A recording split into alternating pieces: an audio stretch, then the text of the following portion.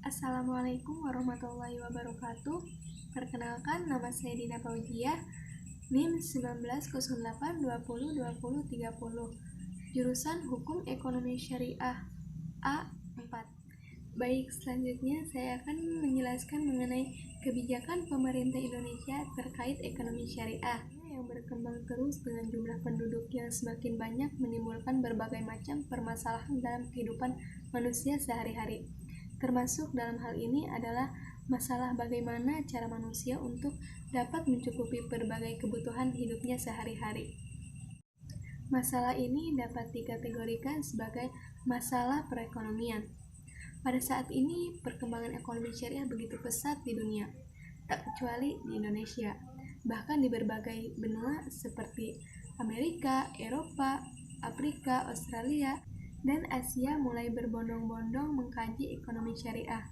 Beberapa negara ingin mendeklarasi dirinya sebagai pusat ekonomi syariah di masing-masing kawasan regional bahkan tingkat internasional.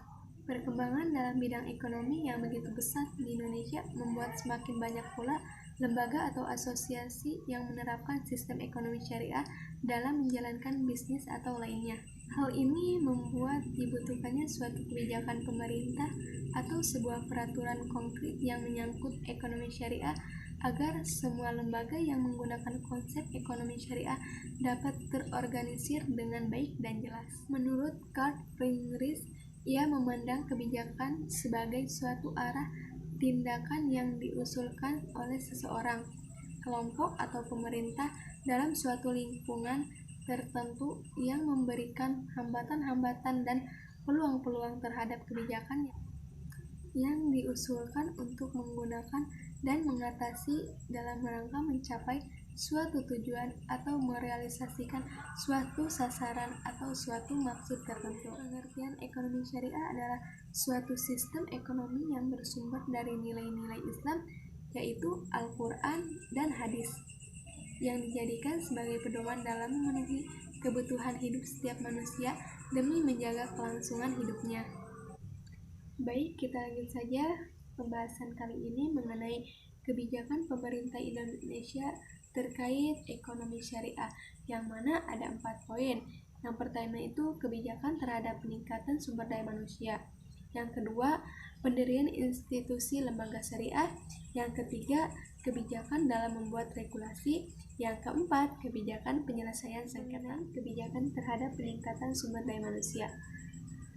Dari aspek keilmuan atau peningkatan sumber daya manusia, pemerintah melalui Kemendiknas atau Kemenag telah memberi izin sekolah menengah kejuruan dengan program studi ekonomi syariah. Adapun di tingkat perguruan tinggi, baik universitas umum maupun universitas Islam, telah terbuka berbagai program studi ekonomi syariah, mulai dari D3 hingga S3 di berbagai perguruan tinggi, baik negeri maupun swasta. Pada berbagai aspek kehidupan, maka potensi ekonomi Islam dapat mendukung ekonomi nasional akan semakin terbuka. Aktivitas akademik di perguruan tinggi sudah saatnya tidak hanya berkutat pada masalah akad dan transaksi yang terjadi core dari aktivitas muamalah, tetapi juga melihat secara lebih makro kepada aspek-aspek kemaslahatan atau kemaslahatan yang terkandung dalam setiap transaksi untuk kemudian menerjemahkannya dalam kerangka keilmuan yang dapat dimanfaatkan oleh banyak pihak termasuk pemerintah. Selanjutnya, pendirian institusi lembaga syariah. Aspek institusi terjadi perkembangan yang luar biasa pada institusi ekonomi syariah sejak berdirinya Bank Muamalah pada awal tahun 1900-an. Pendiri Bank Muamalah sendiri bukanlah sebuah proses yang pendek, tetapi persiapan secara hati-hati untuk mengakomodasi kebutuhan masyarakat. Sebelum tahun 1992 telah didirikan beberapa lembaga keuangan non-bank yang kegiatannya menetapkan sistem syariah. Selanjutnya melalui Undang-Undang Nomor 7 Tahun 1992 tentang perbankan dan dijabarkan dalam PP Nomor 72 tahun 1992, pemerintah memberikan kesepakatan untuk pelaksanaan bank syariah. Kebijakan ekonomi syariah sama sekali tidak lepas dari sosio-kultural masyarakat sebagai tempat di mana sistem ekonomi syariah itu dikembangkan.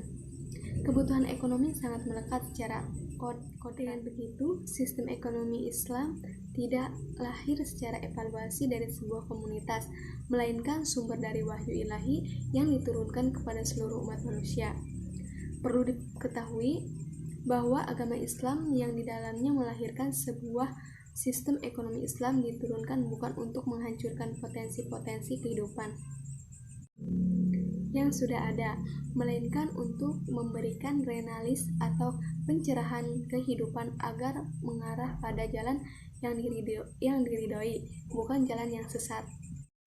Mulai dilakukan pemerintah antara lain dengan menyusun perangkat perundang-undang yang pada tahun 2008 ini telah disahkan, yaitu Undang-Undang Nomor 19 Tahun 2008 tentang Surat Berharga Syariah Nasional Nomor 4 dan Undang-Undang Nomor 21 Tahun 2008 tentang perbankan syariah telah disahkan sebagai landasan yuridis yang utuh bagi praktek bank syariah. Demikian juga sebagai pemegang otoritas hukum, Mahkamah Agung telah mengeluarkan Perna Nomor 2 Tahun 2008 tentang kompilasi hukum ekonomi syariah yang merupakan hukum terapan ekonomi syariah di lingkungan peradilan agama. Adapun Undang-Undang Nomor 21 Tahun 2008 yang secara khusus membahas perbankan syariah merupakan upaya pemerintah dalam menguatkan kontribusi lembaga keuangan syariah dalam memperkokoh pembangunan nasional. Lahirnya kedua peraturan perundang-undang ini dengan sendirinya akan menambah ruang bagi pengembangan ekonomi Islam dengan perbankan syariah sebagai lokomotifnya. Meskipun berbagai pengembangan masih tetap perlu dilakukan, terutama terkait kebijakan pendukung. Dengan adanya pemerintahan saat ini, sudah saatnya tidak hanya berkonsentrasi pada pengembangan lembaga keuangan syariah sebagai lokomotif pengembangan ekonomi Islam sementara, tetapi sudah saatnya merambah pada upaya strategis menguatkan peran ekonomi Islam dalam perekonomian nasional melalui strategi jangka panjang yang cukup lebih banyak aspeknya. Selanjutnya itu kebijakan penyelesaian sengketa. Dalam penyelesaian sengketa ekonomi syariah terdapat dua cara penyelesaian, yaitu secara litigasi dan non-litigasi. Litigasi merupakan penyelesaian sengketa yang diselesaikan dalam lembaga pengadilan. Sedangkan non-litigasi adalah penyelesaian sengketa yang diselesaikan di luar lembaga pengadilan. Penyelesaian sengketa melalui non-litigasi mengenal berbagai cara dan mekanisme. Penyelesaian sengketa ekonomi syariah secara litigasi. Penyelesaian sengketa secara litigasi adalah penyelesaian sengketa melalui lembaga pengadilan. Kewenangan penyelesaian sengketa ekonomi syariah merupakan kompetensi absolut pengadilan agama.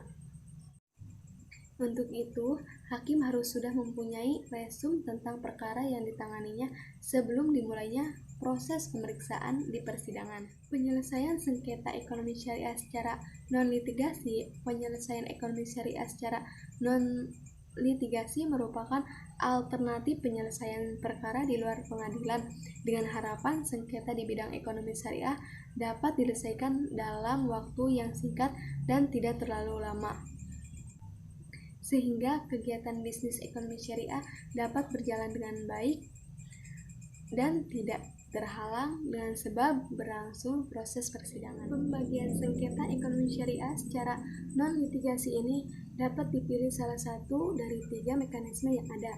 Pertama itu alternatif penyelesaian sengketa yang terdiri dari musyawarah, mediasi, konsultasi, negosiasi, konsiliasi, dan penilaian ahli. Kedua itu dengan cara arbitrase. Dan ketiga itu penyelesaian sengketa ekonomi syariah melalui lembaga konsumen. Hanya ini yang bisa saya sampaikan. Mohon maaf bila banyak kata-kata yang keliru. Kurang lebihnya mohon maaf. Wallahul muwaffiq ila aqwamit thoriq. Wassalamualaikum warahmatullahi wabarakatuh. See you.